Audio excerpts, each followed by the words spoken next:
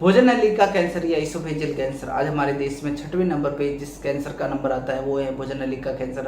और इसके प्रमुख दो कारणों के भी बारे में हम बात करने जा रहे हैं। पहला कारण है निकोटीन। अगर शरीर में निकोटीन का इंटेक है तो भोजन नली का कैंसर होगा ही होगा। इसमें देखा गया है आप नशीले उत्पादों का सेवन करते हैं तो ये कैंसर होता है। इसके अंदर अलग अलग हो सकता है, गुटखा, बीड़ी, तंबाकू, अल्कोहल, जो भी आप सेवन करते हैं इससे निकोटीन, और वो निकोटीन भोजन नली के थ्रू जब अंदर जाता है तो वो इरिटेशन पैदा करता है और भोजन नली के अंदर कहीं भी कैंसर पैदा करने की क्षमता निकोटीन रखता है।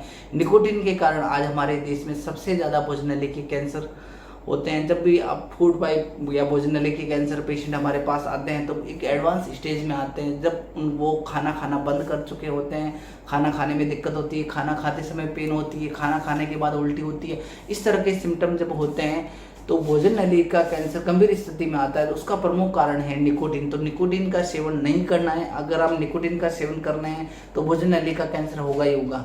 अब इसमें देखा गया है कुछ व्यक्ति होते हैं जो इस तरह के उत्पादों का सेवन करते हैं। जो गुटखा खाने वाले व्यक्ति हैं वो ये कहते हैं कि हमें गुटखा खाने से क्या कैंसर आज ही हो जाएगा।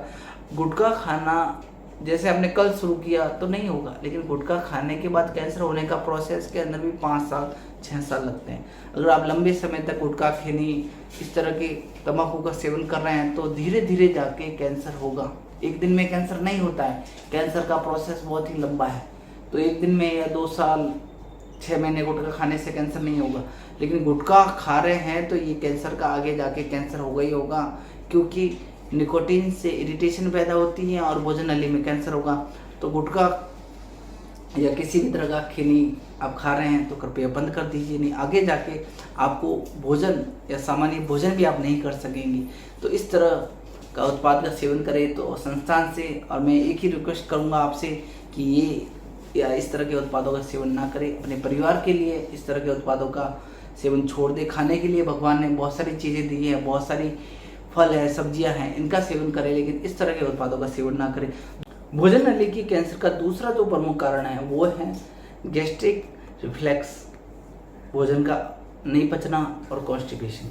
जो भी हम भोजन करते हैं वो अगर बार बार आपके मुंह में आता है, जिसको गैस्ट्रिक रिफ्लेक्स कहते हैं, जो आप स्क्रीन पे देख पा रहे हैं कि बार बार वो भोजन मुंह पे आता है और कभी कभी वॉमिटिंग हो जाती है। इसका मतलब है खाना पच नहीं रहा है, खाना सड़ रहा है। अगर खाना पच नहीं रहा है, नहीं पचने के कारण कॉन्स्टिपेशन होगा, पेट साफ नहीं होगा, और भोजन से जो आपको विटामिन मिलने चाहिए, रस, भोजन से जो रस बनते हैं, जो आपको खनिज तत्व मिलने चाहिए, वो कुछ नहीं मिलेगा। लेकिन बार बार गैस्ट्रिक रिफ्लेक्स के कारण इसोफेजियल कैंसर हुआ। कारण है इरिटेशन। जो पेट का एसिड है वो बार बार भोजन नली में ऊपर नीचे होता है और आगे जाके ये भोजन नली का कैंसर बनाता है। अगर आप इसको इस तरह की समस्या है तो आपको भोजन में बदलाव करने की ज़रूरत है। अगर आप भोजन के अंदर कच्ची साग सब्जियाँ, फल, इनका सेवन करेंगे तो ये नहीं होगा। आपको ज़्यादा से ज़्यादा एल्कलाइन डाइट लेनी है, ये लेते हैं तो ये चीज़ नहीं होगा। कारण ये है कि आजकल भोजन पूरा बदल चुका है। आज जो भोजन ले रहे हैं पैकिंग फूड,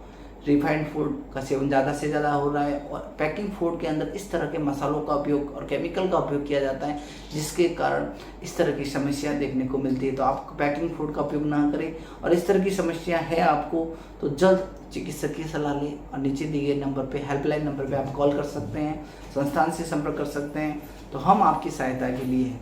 तो ये 2 प्रमुख कारण हैं, गैस्ट्रिक समस्या और निकोटीन। ये आज भोजन नली की कैंसर के 2 प्रमुख कारण हैं। अगर आप इन समस्याओं से जूझ रहे हैं तो आप संस्थान से सहायता ले सकते हैं। संस्थान आपके लिए ही है। इस वीडियो को ज़्यादा से ज़्यादा शेयर करें। जय गौ माता, वंदे मातरम।